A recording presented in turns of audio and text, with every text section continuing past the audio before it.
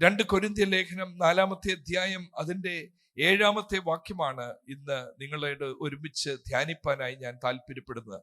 ഈ ദിവസങ്ങളിൽ കർത്താവിന്റെ പരിശുദ്ധാത്മാവിന്റെ ഉള്ളിൽ ആഴമായി ഇടപെട്ടുകൊണ്ടിരിക്കുന്ന ഒരു വാക്യഭാഗമാണ്. എല്ലാവരും ബൈബിൾ 2 കൊരിന്ത്യർ ലേഖനം 4-ാം അധ്യായം അതിന്റെ 7-ാമത്തെ വാക്യത്തിലേക്ക് തിരിപ്പാനായി ഞാൻ നിങ്ങളോട് അപേക്ഷിക്കുകയാണ്. എങ്കിലും ഈ അത്യന്ത ശക്തി ഞങ്ങളുടെ സ്വന്തമെന്നല്ല, ദൈവത്തിന്റെ ദാനമത്രേ എന്ന് വരേണ്ടതിന് ഈ നിക്ഷേപം ഞങ്ങൾക്ക് മൺപാത്രങ്ങളിൽ ആകുന്നു ഉള്ളത്. മൺപാത്രങ്ങളിൽ പകർന്നിരിക്കുന്ന നിക്ഷേപം. ഇങ്ങനെ ഒരു വാചകം പൗലോസ് പറയാനായി ഉണ്ടായ മുഖാന്തരം ഞാനൊന്ന് ഓർപ്പിച്ച് ഈ മൺപാത്രങ്ങളിലെ നിക്ഷേപം എന്താ എന്ന് ഒരുമിച്ച് ചിന്തിപ്പാനാണ് താല്പര്യപ്പെടുന്നത്. സാധാരണഗതിയിൽ നമ്മൾ ഉപയോഗിക്കാത്തൊരു ഭാഷയല്ലേ അത്. നിക്ഷേപം മൺപാത്രങ്ങളിൽ പകർന്നിരിക്കുന്നുവെന്ന്. എന്താ ആ കൊരിന്തിലുണ്ടായ സാഹചര്യം എന്ന് ചോദിച്ചാൽ, ഈ ദൈവസന്നിധിയിൽ ശ്രേഷ്ഠകരമായ അനുഭവങ്ങളിൽ ഉപയോഗിക്കപ്പെട്ട അപ്പോസ്തലനായ പൗലോസ് അനേകം മൈലുകൾ താൻ സഞ്ചരിക്കുന്നു, അനേക സഭകൾ സ്ഥാപിക്കുന്നു, അഭിഷേകത്താൽ നിറഞ്ഞ് ഉപയോഗിക്കപ്പെടുന്നു. ഒരു അപ്പോസ്റ്റൽ എന്ന് പറയുമ്പോൾ തന്നെ നമ്മുടെ മനസ്സിൽ വരുന്ന ഒരു മോഡൽ ഫിഗർ ആണല്ലോ അപ്പോസ്റ്റൽ പോൾ. ദൈവശക്തിയോടെ ഓരോ ഇടങ്ങളിലും പോയി പിശാചിന്റെ ആധിപത്യങ്ങളെ ദൈവശക്തിയിൽ വലിച്ചു കീറി ദൈവസഭകൾ സ്ഥാപിക്കുവാനുള്ള അപ്പോസ്റ്റോലിക് അനോയിന്റിംഗ് ഉണ്ടായിരുന്ന കർത്തൃദാസൻ. ഈ കൊരിന്തിലും ഈ എഴുതിയിരിക്കുന്ന ലേഖനം വായിക്കുന്ന സഭയിലും ആ ഒരു പട്ടണത്തിൽ പോലും ദൈവസഭ സ്ഥാപിച്ച അത്ഭുതകരമായ അനുഭവങ്ങൾ പ്രവൃത്തികളുടെ പുസ്തകം 18-ാമത്തെ അധ്യായത്തിലുണ്ട്. വലിയ വീര്യപ്രവൃത്തി അവിടെ നടന്നു. ദൈവവചനത്തിന്റെ സത്യങ്ങൾ ആഴമായി ജനങ്ങളിലേക്ക് ഇറങ്ങി വന്നു. ദൈവത്തിന്റെ വലിയ അത്ഭുതമാണ് ആ ദേശത്തിലുണ്ടായത്. കൊരിന്ത് എന്ന് പറയുന്നത് സമൃദ്ധിയുടെയും സൗന്ദര്യത്തിന്റെയും മ്ലേച്ഛതയുടെയും ഒക്കെ നാടാണ്.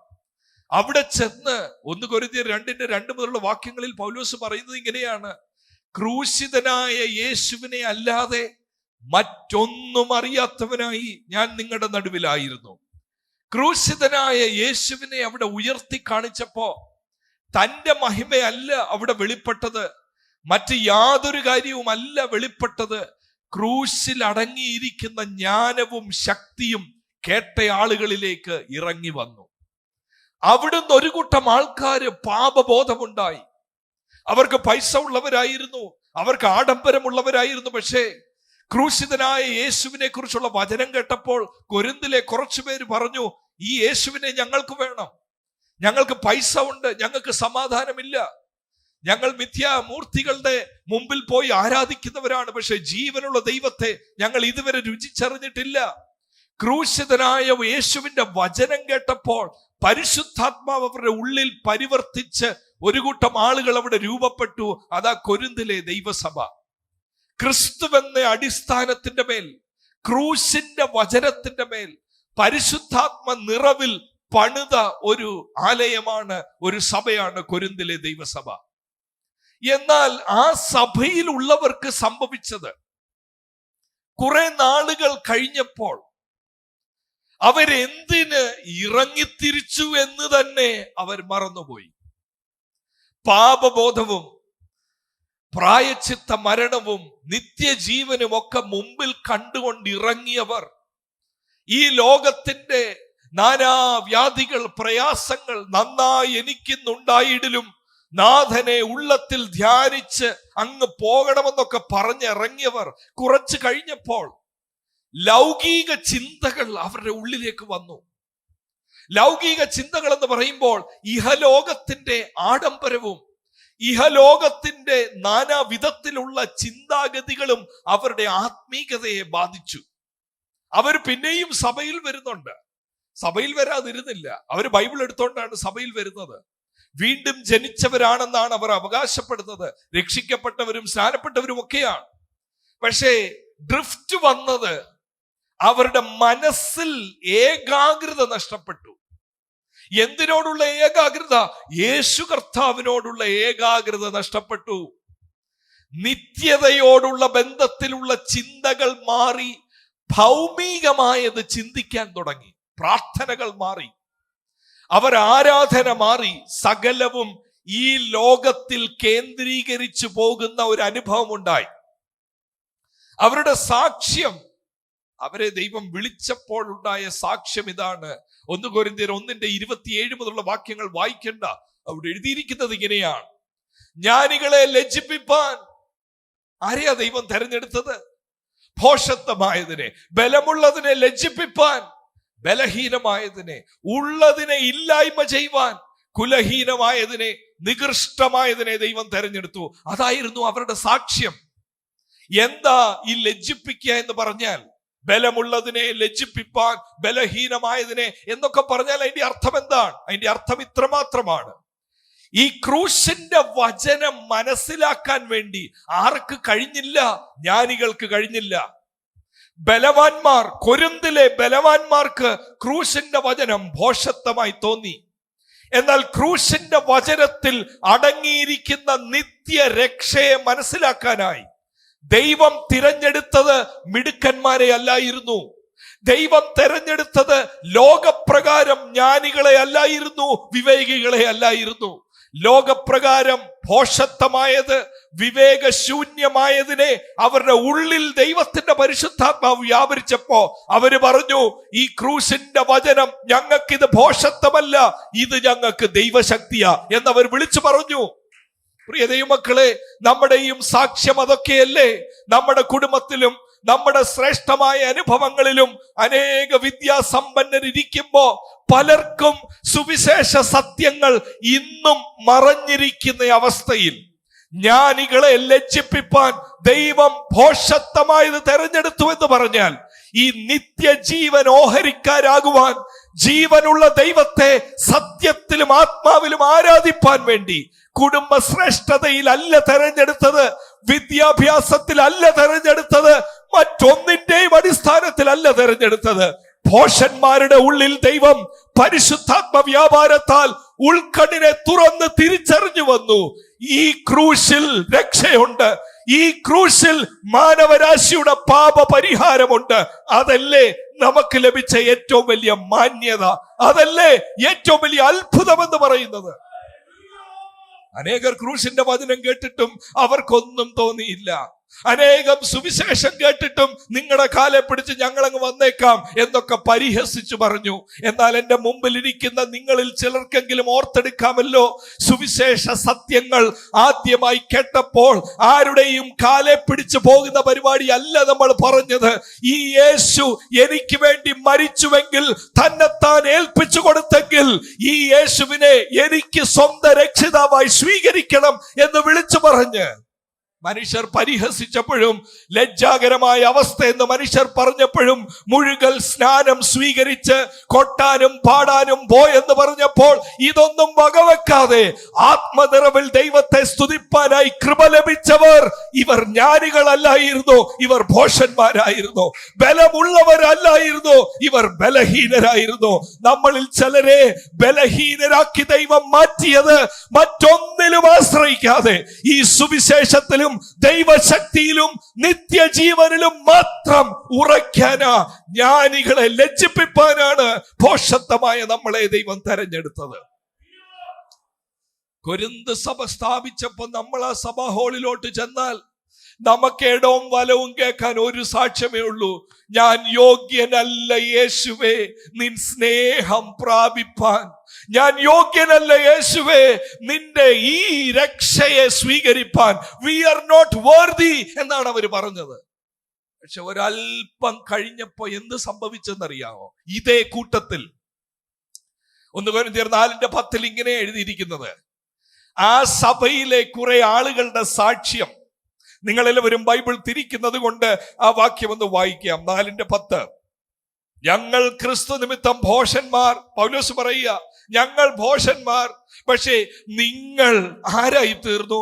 നിങ്ങൾ ക്രിസ്തുവിൽ വിവേകികൾ. അടുത്ത ശ്രദ്ധിക്കണം, ഞങ്ങൾ ബലഹീനർ, നിങ്ങൾ ബലവാന്മാർ, നിങ്ങൾ മഹത്തുക്കൾ. 3 കാര്യങ്ങളാ പറയുന്നത്. അവരുടെ സാക്ഷ്യം മാറി. അവരിപ്പോ പറയുന്നത് ഞങ്ങൾ ഭോഷന്മാരാന്നല്ല, അവരിപ്പോ പറയുന്നത് ഞങ്ങൾ ബലവാന്മാരായി, ഞങ്ങൾ ജ്ഞാനികളായി, ഞങ്ങൾ വിവേകികളായി. ആരുടെ ദൃഷ്ടിയിൽ? ലോകത്തിന്റെ ദൃഷ്ടിയിൽ. ലോകത്തിന്റെ ദൃഷ്ടിയിൽ ഭോഷന്മാരായിരുന്നവർ, ലോകത്തിന്റെ ദൃഷ്ടിയിൽ ബലഹീനരായിരുന്നവർ ഇപ്പോൾ ആരായി എന്ന് ചോദിച്ചാൽ, ലോകത്തിന്റെ ദൃഷ്ടിയിൽ അവർക്ക് പറയാനുള്ള സാക്ഷ്യം വാങ്ങിച്ച വണ്ടിയുടെ കാര്യം, വെച്ച വീടിന്റെ കാര്യം, മോള് പഠിക്കാൻ പോയ കാര്യം, മോന്റെ അഡ്മിഷന്റെ കാര്യം, ഫുൾ കാഴ്ചപ്പാടങ്ങ് മാറി.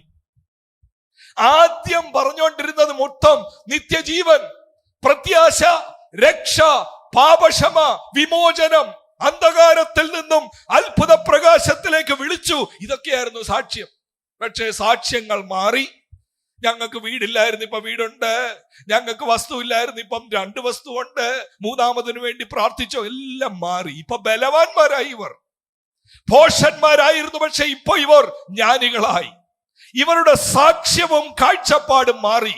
ആരാധന മാറിയില്ല, ഇപ്പോഴും ആരാധിക്കുക. എന്തിന്റെ പേരിൽ ആരാധിക്കുന്നതെന്ന് ചോദിച്ചാൽ ക്രൂശിന്റെ ദർശനത്തിലല്ല ആരാധിക്കുന്നത്. അവരാരാധിക്കുന്നത് കഴിഞ്ഞ ആഴ്ച കിട്ടിയ നന്മയെ ഓർത്ത്. അവരാരാധിക്കുന്നത് ഇത്രമാത്രം എന്നെ കൊണ്ടുവരാൻ ഞാനും എന്റെ കുടുംബം എന്നുള്ള കർത്താവേ മാറി. കാഴ്ചപ്പാട് മാറി. ഞാൻ യോഗ്യനല്ല യേശുവേ, നിൻ സ്നേഹം പ്രാപിപ്പാൻ. ആ സാക്ഷ്യം മാറിയിട്ട് ഇത്രത്തോളം എന്നെ കൊണ്ടുവന്നിടാൻ ഞാനും എന്റെ കുടുംബവും എന്തുള്ളൂ. ഇതാണ് മാറി. സാക്ഷ്യം മാറി. സാക്ഷ്യം മാറിക്കഴിഞ്ഞപ്പോ ഇവരുടെ പാസ്റ്ററായ അപ്പോസ്തലൻ പോളിനെ നോക്കിയപ്പോ തന്റെ ജീവിതത്തിൽ ഈ സുവിശേഷം നിക്ഷേപം ഇരിക്കുന്നു. പക്ഷേ ചുറ്റിനുമുള്ള അവസ്ഥയിൽ ഒന്നും മാറ്റമില്ല. വിശ്വാസിയുടെ അവസ്ഥ മാറി. പക്ഷേ ഈ അപ്പോസ്തലനെ അവർ നോക്കിയപ്പോ ചില വാക്യങ്ങൾ ഞാൻ വായിക്കാൻ പോകുക. 2 കൊരിന്ത്യർ ലേഖനത്തിൽ നിന്നും 1-ാം അധ്യായം 16-ാമത്തെ വാക്യത്തിൽ ഇപ്രകാരമാണ് നമ്മൾ വായിക്കുന്നത്. മുമ്പേ നിങ്ങളുടെ അടുക്കൽ വരുവാനും ആ വഴിയായി മെക്കദോനിയയ്ക്ക് പോയി പിന്നെയും മെക്കദോനിയയിൽ നിന്ന് നിങ്ങളുടെ അടുക്കൽ വരുവാനും നിങ്ങളാൽ യഹൂദയിലേക്ക് യാത്ര അയക്കപ്പെടുവാനും ഞാൻ വിചാരിച്ചിരുന്നു. ഒരു ട്രാവൽ പ്ലാൻ പറയുകയാണ് പൗലോസ്. പറയുക, എനിക്ക് ആഗ്രഹമാണ് നിങ്ങളുടെ അടുക്ക വരണം, എന്നിട്ട് അങ്ങോട്ട് പോകണം മെക്കദോനിയ, തിരിച്ചു വരുന്ന വഴി നിങ്ങളുടെ അവിടെ ഇറങ്ങിയിട്ട് വരണം. Travel plan. അടുത്ത വാക്യത്തിൽ പറയുക, ഇങ്ങനെ വിചാരിച്ചതിൽ ഞാൻ ചാബല്യം കാണിച്ചോ? അല്ലെങ്കിൽ എന്റെ വാക്ക് ഉവ്വ് ഇല്ല ഇല്ല എന്നാകുവാൻ തക്കവണ്ണം എന്റെ നിരൂപണം ജഡീക നിരൂപണമോ? ആ ചർച്ചിലുള്ള കുറച്ചു പേര് പറഞ്ഞു, നമ്മുടെ വലിയ അപ്പോസ്തലനുണ്ടല്ലോ, പുള്ളി പറഞ്ഞല്ലോ നമ്മുടെ അടുക്ക വന്നിട്ട് പോകും, പിന്നെ തിരിച്ചു വരുമ്പോ ഇറങ്ങിയിട്ട് പോകും. പക്ഷെ പുള്ളിയുടെ പ്ലാൻ എല്ലാം മാറ്റി. ആര് പുള്ളിയുടെ കൂടെ ഇല്ല. ദൈവം കൂടെ ഉണ്ടെങ്കിൽ എന്തോ ചെയ്തേനെ, പറഞ്ഞ പോലെ ചെയ്തേനെ. പ്ലാനുകളെല്ലാം മാറുന്നു. പ്ലാനുകൾ മാറുമ്പോ സാധാരണ സഭയിലുള്ളവർ പറഞ്ഞു, ഹീസ് വെരി വീക്ക്, ബലഹീനനാണെന്ന് തോന്നുന്നു. നമ്മളോടൊന്ന് പറഞ്ഞില്ലേ വരുമെന്ന്. പക്ഷെ ലാസ്റ്റ് മിനിറ്റിൽ പറഞ്ഞു, സാഹചര്യം എന്നെ അനുവദിക്കുന്നില്ല, എനിക്ക് വരാനൊക്കത്തില്ല കേട്ടോ. അവിടെ ഉള്ളവർ പറഞ്ഞു, ഇതാണോ അഭിഷക്തൻ? ഞങ്ങൾ പ്രാർത്ഥിക്കുന്നതിനെല്ലാം മറുപടി കിട്ടുന്നു, ഞങ്ങൾക്ക് ഉയർച്ച തന്നെ പ്രാപിക്കുന്നു.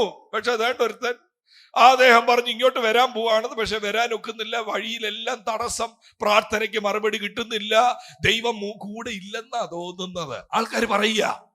ആൾക്കാർ പറയുകയാണ്. പിന്നീട് 3-ാമത്തെ അധ്യായം 1-ാമത്തെ വാക്യത്തിൽ, ഞങ്ങൾ പിന്നെയും ഞങ്ങളെ തന്നെ ശ്ലാഘിപ്പാൻ തുടങ്ങുന്നുവോ?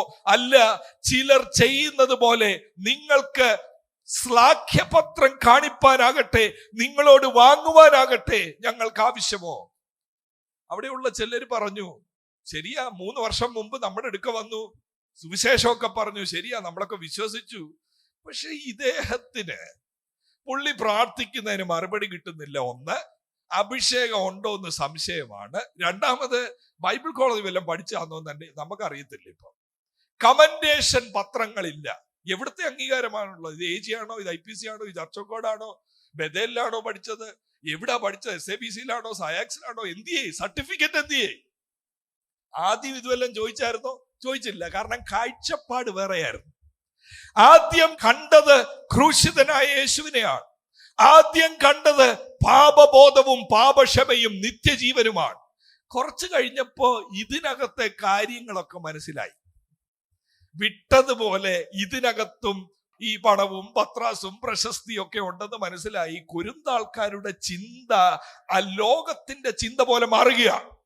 ലോകത്തിന്റെ ചിന്ത പോലെ മാറിയപ്പോ അവരെ സുവിശേഷത്തിലൂടെ ദൈവരാജ്യത്തിലേക്ക് ആനയിച്ച വ്യക്തി ആരായിട്ട് തോന്നി? ബലഹീനൻ, ഭോഷൻ, വിവേകമില്ലാത്തവൻ. പൗലോസ് പറയുക, ഞങ്ങൾ ഇനിയും കൊണ്ടുവന്ന് കാണിക്കണോ ഞങ്ങളുടെ ലെറ്റേഴ്സ് എല്ലാം? കാരണം മുമ്പിലിരിക്കുന്നവർ പറയാ സ്നാനപ്പെടുത്തിയതൊക്കെ പാസ്റ്ററാ, പക്ഷെ ഞങ്ങൾക്ക് സംശയമാ പാസ്റ്ററുടെ ക്രെഡൻഷ്യൽ കറക്റ്റ് ആണോ എന്ന്. നിങ്ങളൊന്ന് ഓർത്തു നോക്കിക്കേ, ഈ മനുഷ്യൻ അഭിമുഖീകരിക്കുന്ന ആ പ്രഷർ. ആരെക്കുറിച്ചാ പറഞ്ഞത്? യേശുവിനെ കുറിച്ച്. ആരെക്കുറിച്ചാ പറഞ്ഞത്? നിത്യജീവനെ കുറിച്ച്. എല്ലാരും വിശ്വസിച്ചു, പക്ഷെ വിശ്വസിച്ചവരെ വിശ്വസിക്കാൻ കൊള്ളാതായി. വിശ്വസിച്ചവരെ വിശ്വസിക്കാൻ ഇപ്പൊ കൊള്ളത്തില്ല. അവരുടെ ഉള്ളം മാറി. അവര് പറയുന്നത് പ്ലാനുകളൊന്നും നടക്കുന്നില്ല, യേശു കൂടി ഇല്ലെന്ന് തോന്നുന്നല്ലോ, സർട്ടിഫിക്കറ്റ് ഒന്നും ഇല്ലെന്ന് തോന്നുന്നല്ലോ. എന്നിട്ട് പറയുന്നത് കേൾക്കണം, 10-ാമത്തെ അധ്യായം 10-ാമത്തെ വാക്യം ശ്രദ്ധിക്കണം. ഇങ്ങനൊക്കെ ആൾക്കാർ മാറുമോ? മാറും. നമ്മൾ ചിലപ്പോൾ ആൾക്കാരെ കുറിച്ച് പറയില്ല, ഇവരൊത്തിരി അങ്ങ് മാറിപ്പോയി. ഇത്രയും ആൾക്കാർ മാറുമോ? നിങ്ങളൊന്ന് ചിന്തിച്ചു നോക്കി. 10-ാം അധ്യായം 10-ാം വാക്യം, അവന്റെ ലേഖനങ്ങൾ.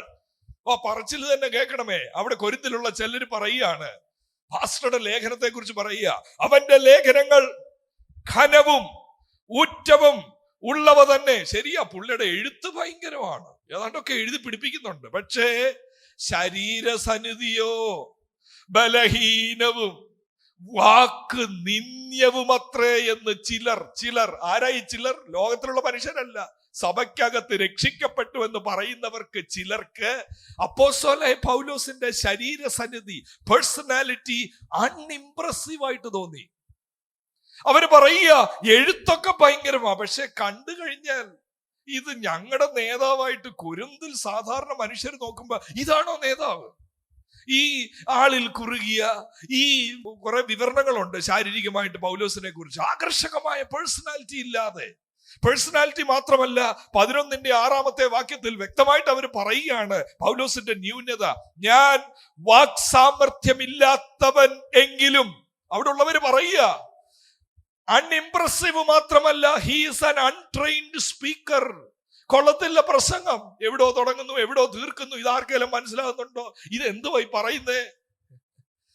ഈ രക്ഷിക്കപ്പെട്ടവരുടെ ഹൃദയം മാറിയത് നിങ്ങളൊന്ന് ചിന്തിച്ചു പോയി. സഭയിൽ ഇരിപ്പുണ്ട്, ഒരിക്കൽ ക്രൂശും നിത്യജീവനും പാപക്ഷമയും. അപ്പോസ്തലൻ എന്ന് പറഞ്ഞാൽ ദൈവദൂതന് തുല്യമായിരുന്നു അവർക്ക്. എന്നാൽ കുറച്ച് മാസങ്ങളെ എടുത്തുള്ളൂ. യേശു പോയില്ല, ആരാധന പോയില്ല. അവരോട് ചോദിച്ചു, പെന്തിക്കോസിലാണോ? പെന്തിക്കോസിലാ, എല്ലാമാ. പക്ഷേ ഉള്ളിലെ മനുഷ്യനിൽ ഒരു മാറ്റം. ആ മാറ്റം കൾച്ചറിന്റെ സ്വാധീനമാ, ലോകത്തിന്റെ സ്വാധീനമാ. ലോകത്തിന്റെ സ്വാധീനം ഉള്ളിൽ വന്നപ്പോ എല്ലാം ബലഹീനമായിട്ട് തോന്നുന്നു. പൗലോസിന്റെ അൺഇംപ്രസീവ് ആണ്, അൺട്രെയിൻഡ് ആണ്, പുള്ളിയുടെ കൂടെ ദൈവം ഇല്ലാന്ന് തോന്നുന്നു. അങ്ങനെ അവര് പറഞ്ഞു, അങ്ങനെ തന്നെ അവര് പറഞ്ഞു. 2 കൊരിന്ത്യർ 13-ന്റെ 3-ാമത്തെ വാക്യത്തിൽ ഇപ്രകാരമാ പറയുന്നത്, ക്രിസ്തു എന്നിൽ സംസാരിക്കുന്നു എന്നതിന്. അടുത്ത വാക്കെന്താ? ക്രിസ്തു എന്നിൽ സംസാരിക്കുന്നു എന്നതിന് നിങ്ങൾ തുമ്പ് അന്വേഷിക്കുന്നു എന്ന് പറഞ്ഞാൽ യു ആർ ഡിമാൻഡിങ് പ്രൂഫ്. ഞങ്ങളുടെ പാസ്റ്ററിൽ പൗലോസിലൂടെ യേശു തന്നെയാ സംസാരിക്കുന്നതെന്ന് ഞങ്ങൾക്കൊന്ന് അറിയണം. കാരണം ഞങ്ങൾ നോക്കിയിട്ട് ഇത് യേശു അല്ല. അപ്പൊ നമ്മൾ തിരിച്ചു ചോദിക്കുക, നിങ്ങളുടെ ഉള്ളിൽ യേശു ആണോ? അതെ.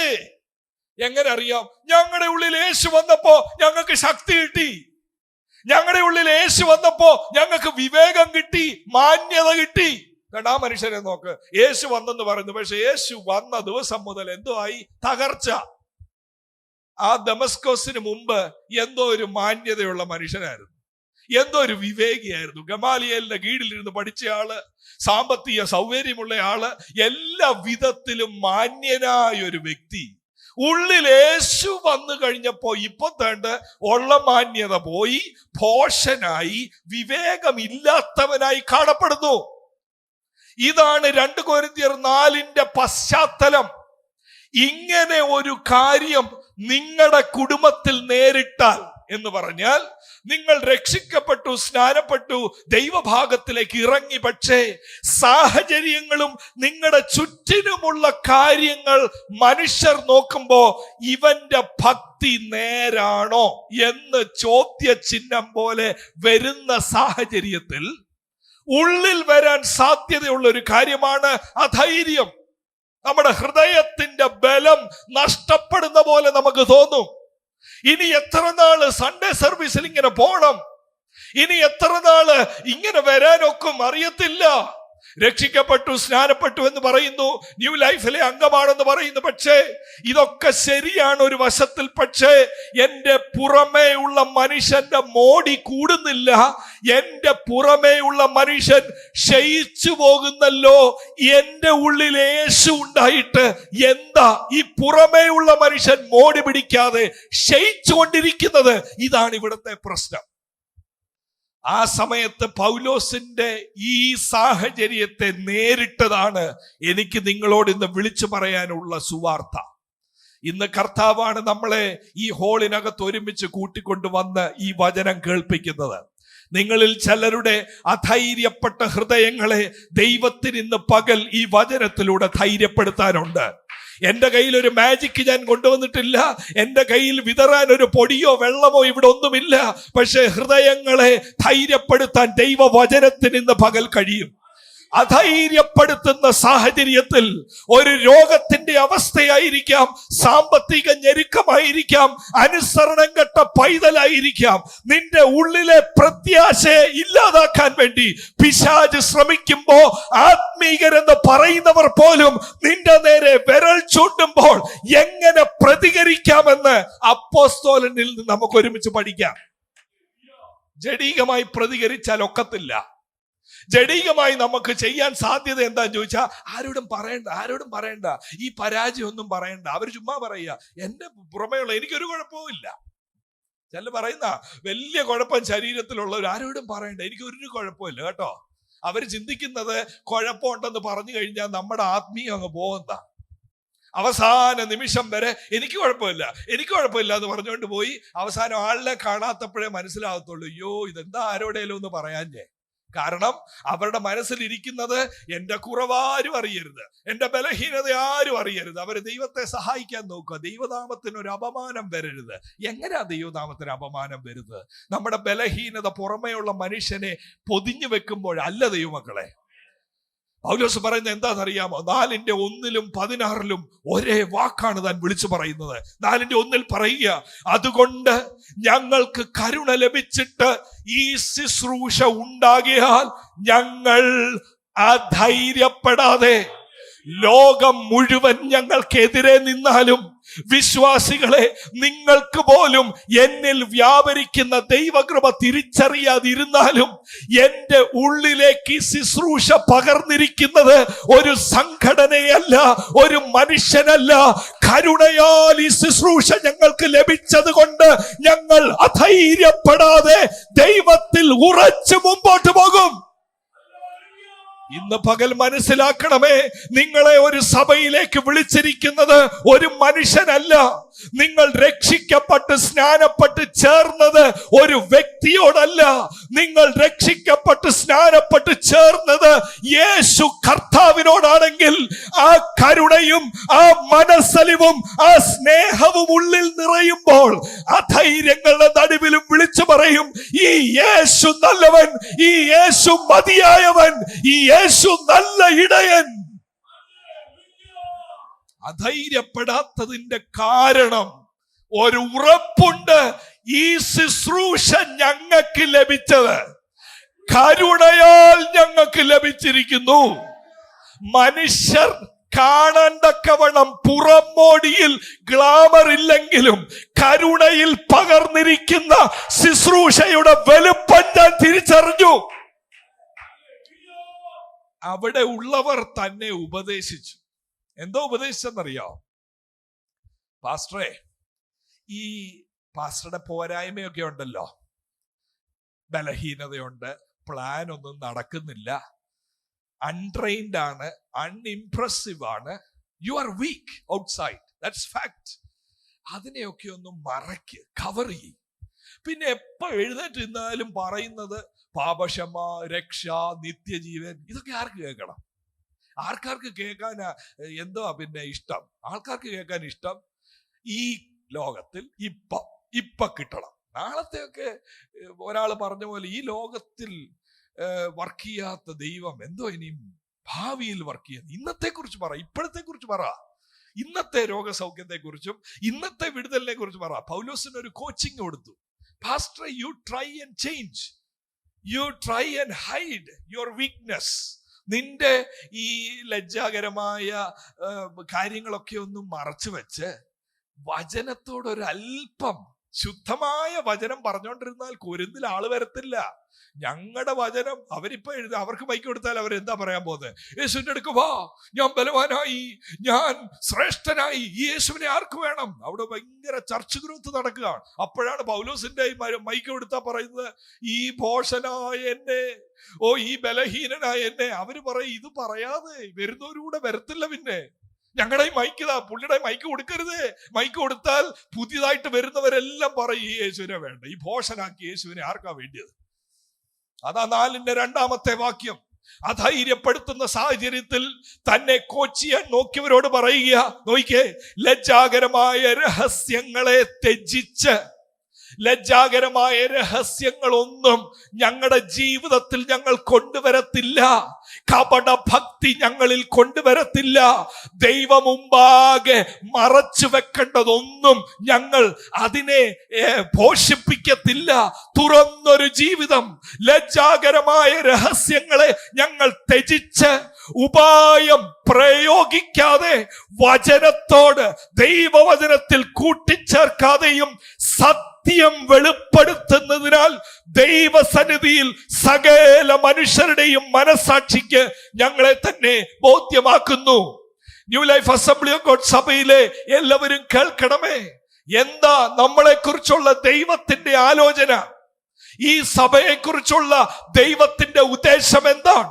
4-ാമത്തെ വാക്യത്തിലുണ്ട്, സത്യം വെളിപ്പെടുത്താനായി ദൈവത്തിന് ഈ തലമുറയിൽ നാവുകളെ വേണം, സഭയെ വേണം. ഉപായം പ്രയോഗിക്കാതെ, വചനത്തോട് കൂട്ടാതെ, മനുഷ്യർക്ക് ഇഷ്ടമുള്ളത് സംസാരിക്കാനല്ല, നിത്യതയുടെ കാര്യം വിളിച്ചു പറയുന്ന, വിശുദ്ധിയുടെ കാര്യം വിളിച്ചു പറയുന്ന, യേശുവിനെ ഉയർത്തുന്ന ഒരു സമൂഹം ഈ കടപ്രയിലും തിരുവല്ലയിലും പത്തനംതിട്ടയിലും കോട്ടയത്തും ദൈവം അന്വേഷിക്കുന്നു. ദൈവത്തിന്റെ സത്യത്തെ വിളിച്ചു പറയുന്ന ഒരു തലമുറ. പൗലോസ് പറയുക, ഈ സത്യം വെളിപ്പെടുത്തുന്നതിന് ഞങ്ങളുടെ പുറം മനുഷ്യൻ, നിങ്ങൾ നോക്കുമ്പോ എന്താ ഇത് തടസ്സമാ? പുറം മനുഷ്യൻ ക്ഷയിച്ചു പോയിക്കൊണ്ടിരിക്കുക. ഞങ്ങളെങ്ങനെ സുവിശേഷം പറയും? ഞങ്ങളുടെ ജീവിതം ശരിയായിട്ട് വേണ്ടേ മറ്റുള്ളവരോട് പറയാൻ? ചിലർ ചിന്തിക്കുന്നത് എങ്ങനെയാ? എടാ, നമുക്ക് 100 പ്രാർത്ഥനാ വിഷയം ഇരിക്കുമ്പോ എങ്ങനെ നമ്മൾ വേറൊരാളോട് സത്യസുവിശേഷം പറയും? കുറച്ച് ദൈവം ഒന്ന് നമ്മുടെ സാഹചര്യമൊക്കെ ഒന്ന് മാറ്റിയായിരുന്നു, നമുക്ക് ഇറങ്ങി ഒന്ന് പറയായിരുന്നു. എന്തോ പറയായിരുന്നു? ദൈവം ഞങ്ങളുടെ ജീവിതത്തിൽ വലിയ അത്ഭുതം ചെയ്തു കേട്ടോ, ഈ യേശുവിന്റെ അടുക്ക വരണം കേട്ടോ. പക്ഷെ പൗലോസിന് പറയാൻ പുറം മനുഷ്യരിലെ ഒന്നുമില്ല. ഈ മനുഷ്യനിലെ, പുറം മനുഷ്യനിലെ ഇല്ലെന്നുള്ളതല്ല, പുറം മനുഷ്യന്റെ ശരീര സന്നിധി നിന്ദ്യമായി മാറി, തന്റെ ഒരു സ്കാൻഡലസ് ലൈഫായി. ഉള്ളിൽ എന്താ ഇരിക്കുന്നത്? നിക്ഷേപം. പക്ഷെ ഈ നിക്ഷേപം എവിടാ വെച്ചിരിക്കുന്നത്? മൺപാത്രങ്ങളിൽ. മൺപാത്രം കാണുമ്പോ ആൾക്കാർ പറയും, ഇതിന് തേജസ്സില്ല, ഇത് ഇപ്പൊ പൊടിയും കേട്ടോ, ഈ കുടുംബം ഇപ്പൊ തകരും. മൺപാത്രം ഒന്ന് തൊട്ടാ മതി, ഇത് താഴെ ഇരിക്കും. ചില ദൂരെ എന്ന് പറയും, നിങ്ങളിൽ ചിലരുടെ കുടുംബത്തെ നോക്കി ഇപ്പോഴേ ക്രാക്ക് കാണാം, ഇത് കഴിഞ്ഞു. അതാണ് മൺപാത്രം. ഒരു ചട്ടി വെള്ളം ഒഴിക്കാൻ പോകുമ്പോ അറിയാമല്ലോ, അതിന് ക്രാക്ക് വീണെങ്കിൽ വെള്ളം തന്നെ നമ്മൾ അധികം ഒഴിച്ച് വെയിറ്റ് കൂട്ടത്തിൽ ഇത് പൊട്ടും. പൗലോസ് പറയുക, അതെ, എങ്കിലും ഈ നിക്ഷേപം മൺപാത്രങ്ങളിലാണ് പകർന്നിരിക്കുന്നത് എന്ന് പറയുമ്പോ താൻ പറയുക, ദൈവം ഞങ്ങളെ മൺപാത്രങ്ങളാക്കി തീർത്തത് ദൈവത്തിന്റെ ജ്ഞാനമാണ്. ഇത് മനസ്സിലായില്ല. നിങ്ങളിൽ 2-3 പേർക്ക് മനസ്സിലായുള്ളതെന്നാണ് എനിക്ക് തോന്നുന്നത്. ഉപായം പ്രയോഗിച്ച് കുമായം പൂശണ്ട മൺപാത്രത്തിന്. മൺപാത്രത്തിന്റെ ക്രാക്ക് മാറ്റാൻ പേപ്പർ ഒട്ടിച്ചു വെക്കണ്ട.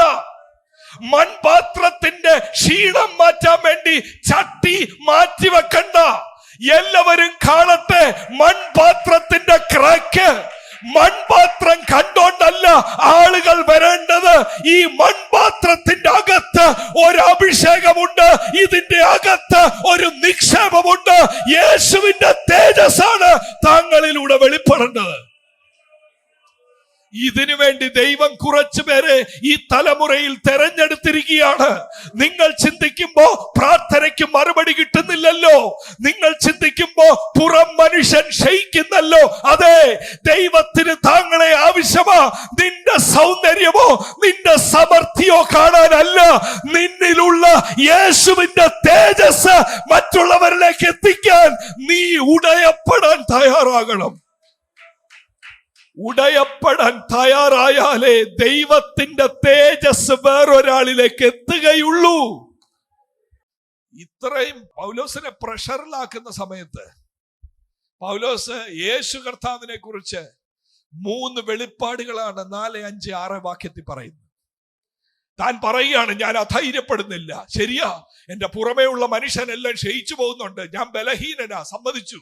നിങ്ങൾക്ക് മനസ്സിലാകുന്നില്ല എന്നിലെ അഭിഷേകവും നിയോഗങ്ങളും. മനസ്സിലായി, നിങ്ങൾക്കത് മനസ്സിലാകുന്നില്ല എന്നുള്ളത് എനിക്കറിയാം. താൻ ഉപായം പ്രയോഗിക്കാതെ മറ്റൊന്നിലേക്കും തിരിയാതെ 3-ാമത്തെ വാക്യത്തിൽ ഒന്ന് നോക്കിയേ, 3-ാം വാക്യം, ഞങ്ങളുടെ സുവിശേഷം. ഞങ്ങളുടെ സുവിശേഷം എന്ന് പറഞ്ഞൊരു സുവിശേഷം ഉണ്ടോ? ഞാൻ ഓർത്തത് ഒരു സുവിശേഷമേ ഉള്ളെന്നാണ്. പക്ഷെ പൗലോസ് എന്താ പറയുന്നത്? ഞങ്ങളുടെ സുവിശേഷം മറഞ്ഞിരിക്കുന്നുവെങ്കിൽ അത് നശിച്ചു പോകുന്നവർക്കാ മറഞ്ഞിരിക്കുന്നത്. ഇങ്ങനെ പറയാൻ കാര്യം എന്താണ്?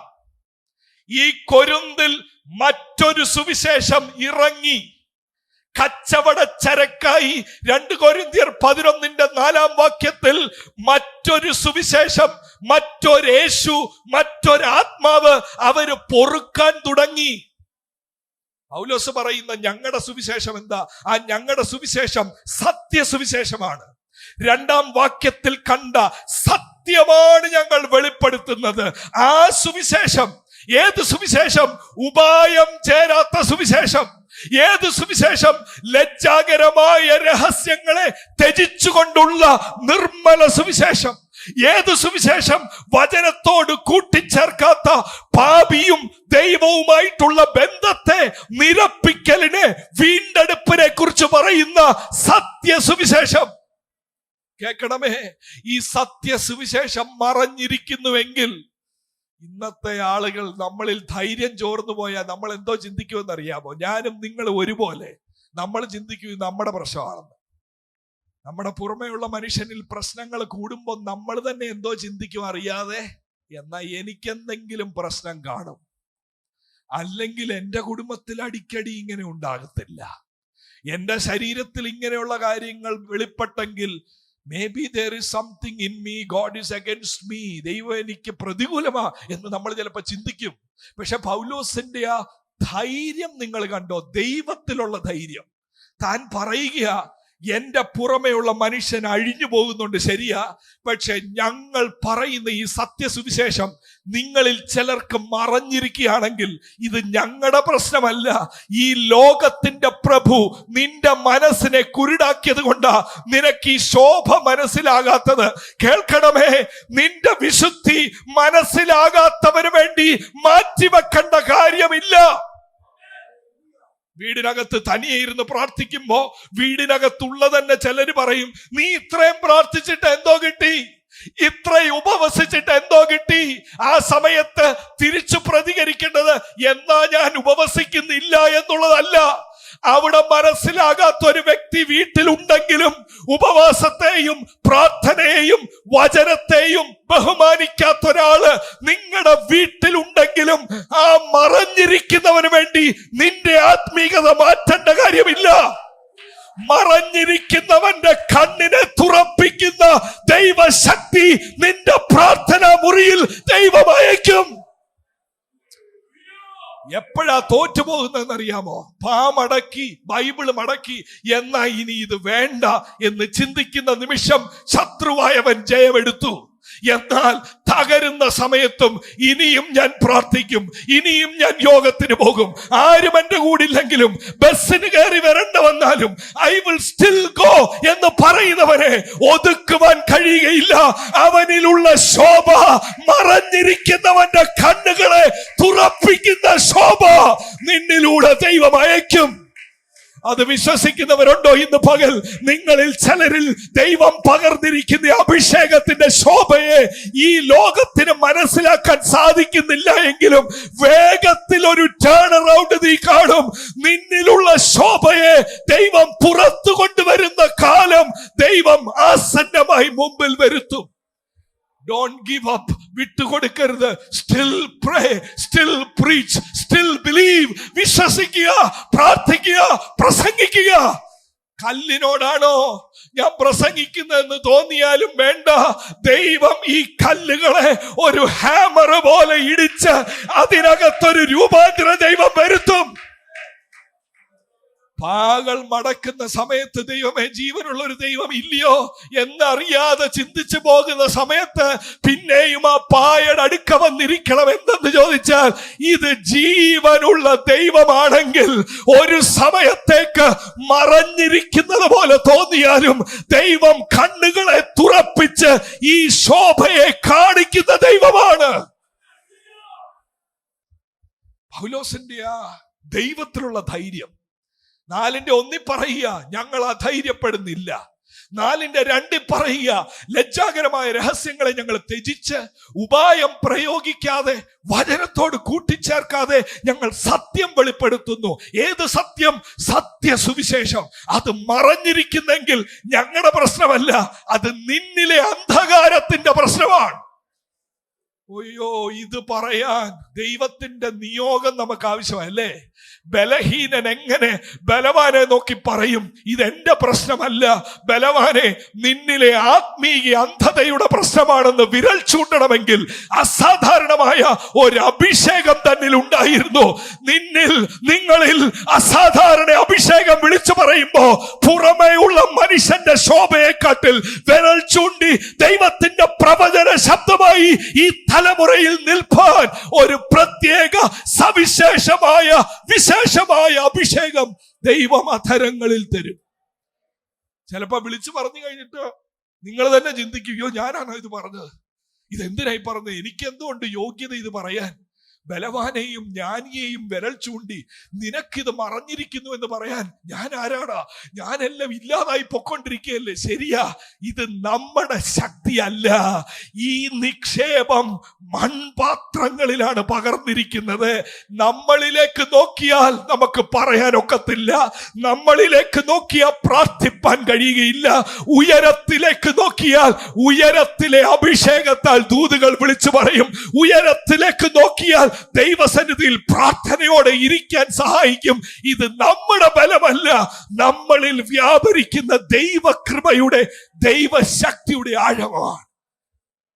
എന്നിട്ട് താൻ പറയുന്ന യേശുവിനെ കുറിച്ചുള്ള 3 വെളിപ്പാടുകൾ വേഗത്തിൽ ഒന്ന് കാണിക്കാൻ താല്പര്യമുണ്ട്. 4-ാം വാക്യത്തിൽ ദൈവപ്രതിമയായ ക്രിസ്തുവിന്റെ തേജസ്സുള്ള സുവിശേഷം.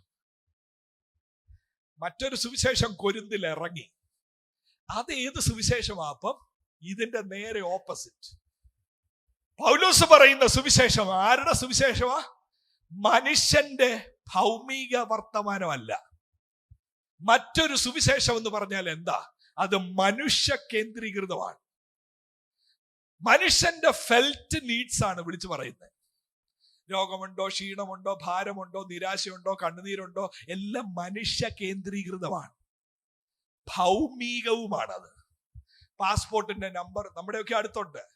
പാസ്പോർട്ടിന്റെ നമ്പർ, പാസ്പോർട്ട് കൊണ്ടുവന്നിട്ടുണ്ടോ എന്നൊക്കെ പറയുമ്പോ അങ്ങ് വിറയലും ചാടലും.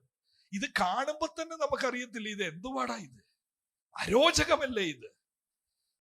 പൗലോസ് പറയുക, ഞങ്ങളുടെ സുവിശേഷം ഭൗമികവും മാനുഷികവുമല്ല. ഇതാരുടെ സുവിശേഷമാണെന്ന് ചോദിച്ചാൽ ദൈവപ്രതിമയായ ക്രിസ്തുവിന്റെ തേജസ്സുള്ള സുവിശേഷമാണിത്. പിന്നെ ആൾക്കാർ ചോദിക്കുന്നത്, തേജസ്സുള്ള സുവിശേഷം, താങ്കളിൽ തേജസ് ഒന്നും കാണുന്നില്ലല്ലോ. അതാണ് മർമ്മം. എന്താ തേജസ് എന്ന് പറഞ്ഞാൽ? തേജസ് എന്ന് പറഞ്ഞാൽ ഗ്ലാമർ അല്ല. തേജസ് എന്ന് പറഞ്ഞാൽ വെട്ടമല്ല. തേജസ് എന്ന വാക്കിന്റെ അർത്ഥം ഘനമുള്ളത്, നിലനിൽക്കുന്നത്, മാറിപ്പോകാത്തത്, നിത്യത വരെ ചെല്ലുന്നത്. മനസ്സിലാകുന്നുണ്ടോ? എന്താ തേജസ്സുള്ള സുവിശേഷം?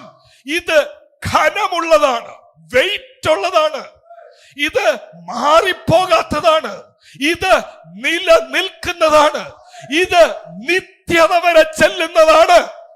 ഇത് പുറം മനുഷ്യന്റെ പെയിന്റ് മാറ്റുന്ന സുവിശേഷമല്ല, ഇത് സൈക്കിൾ മാറ്റുന്ന സുവിശേഷമല്ല, ഇത് കേവലം രോഗം മാറ്റുന്ന സുവിശേഷമല്ല, ഇത് നിത്യത വരെ കൊണ്ടെത്തിക്കുന്ന ദൈവപുത്രൻ മനുഷ്യന്റെ പാപ പരിഹാരത്തിന് വേണ്ടി തന്നെത്താൻ പാപം ഏറ്റെടുത്ത് ക്രൂശിൽ പ്രായച്ചിത്തമായി മരിച്ച ദൈവത്തിന്റെ സുവിശേഷമാണ്, യേശുവിന്റെ സുവിശേഷമാണ്, മഹത്വമുള്ള സുവിശേഷമാണ്. ഈ സുവിശേഷത്തിൽ നിന്നും കണ്ണുപോയാൽ നമുക്ക് ജീവിതത്തിൽ ഒരുപാട് നിരാശപ്പെടേണ്ടി വരും. നമ്മൾ വിശ്വസിച്ചിരിക്കുന്ന സുവിശേഷം മനുഷ്യനെ കേന്ദ്രീകരിച്ച് മാനുഷികമായ ഒന്നല്ല. നമ്മൾ വിശ്വസിച്ചിരിക്കുന്ന സുവിശേഷം ദൈവ പ്രതിമയായ യേശു സാധാരണ മനുഷ്യനല്ല. യേശു കേവലം ദൈവത്തിന്റെ ഒരു പ്രതിപുരുഷനല്ല, ദൈവത്തിന്റെ ഒരു റെപ്രസെന്റേറ്റീവ് മാത്രമല്ല, സാക്ഷാൽ ദൈവം മനുഷ്യന്റെ വേഷത്തിൽ ഇറങ്ങി വന്ന ബെത്ലഹേം അല്ല യേശുവിന്റെ തുടക്കം. നിത്യത മുതൽ ഉണ്ടായ, സൃഷ്ടിപ്പിൽ ഉണ്ടായ യേശു നമ്മളെ സ്നേഹിച്ച് മനുഷ്യന്റെ വേഷത്തിൽ വന്ന സുവിശേഷത്തിന്റെ ഘനമെന്ന് പറയുന്നത്, Jesus who came in human flesh, died on our behalf, resurrected and offers eternal life. അതാ ഘനമുള്ള സുവിശേഷം. ഇത് എന്റെ തേജസ്സിൽ വിളങ്ങേണ്ടതല്ല. ഈ തേജസ്സുള്ള സുവിശേഷം വഹിക്കുന്നവന്റെ പുറമോടി ഇളകിയാലും സുവിശേഷത്തിന്റെ തേജസ്സിന് ഭംഗം വരത്തില്ല. പക്ഷെ കൊരിന്തിലെ ആൾക്കാരുടെ പ്രശ്നം അതായിരുന്നു. ദൈവപ്രതിമയായ ക്രിസ്തുവിന്റെ തേജസ്സുള്ള സുവിശേഷം അപ്പോസ്തല നിങ്ങളിൽ ഉണ്ടെങ്കിൽ നിങ്ങളിൽ തേജസ് ഒന്നും കാണുന്നില്ലല്ലോ. ഈ വലിയ ദൈവം നിന്റെ ഉള്ളിലുണ്ടെങ്കിൽ ഒരു ട്രാവൽ പ്ലാൻ പോലും നടക്കുന്നില്ലല്ലോ. ഇങ്ങോട്ട് വരാമെന്ന് പറഞ്ഞ അടുത്ത നിമിഷം പറയും, sorry, financial problem, I cannot come. കുറച്ചു നേരം അങ്ങോട്ട് വാ തുറന്ന് പ്രസംഗിക്കൂ. ഇതാണോ പ്രസംഗം? അൺഇംപ്രസീവ്, അൺട്രെയിൻഡ്, പ്ലാനുകളൊന്നും ചെയ്യാൻ വയ്യാത്ത വീക്ക് മനുഷ്യൻ. പൗലോസ് പറയുക, പുറമോടിയിലല്ല ഈ തേജസ് ഇരിക്കുന്നത്. ഇന്ന് എന്റെ മുമ്പിലിരിക്കുന്ന എല്ലാവരും മനസ്സിലാക്കണമേ, നമുക്കുള്ളതൊന്നിലല്ല ഈ സുവിശേഷത്തിന്റെ തേജസ് അളക്കപ്പെടുന്നത്.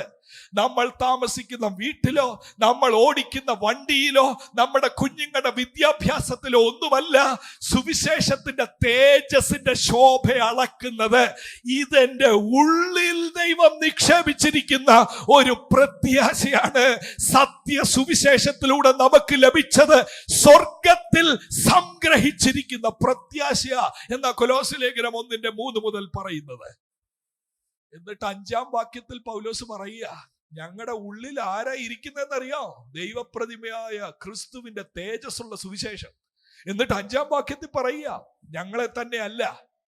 പ്രസംഗം ഞങ്ങളെ തന്നെ അല്ല. ഞങ്ങളെ തന്നെ ഒന്നും പറയാനില്ല. പറയാനുള്ളത് എന്താ? വീക്ക്നെസിന്റെ സ്റ്റോറിയാണ്. പറയാനുള്ളത് ബലഹീനതയുടെ കഥയാണ്. പൗലോസ് പറയുക, ഞങ്ങളെ തന്നെ അല്ല.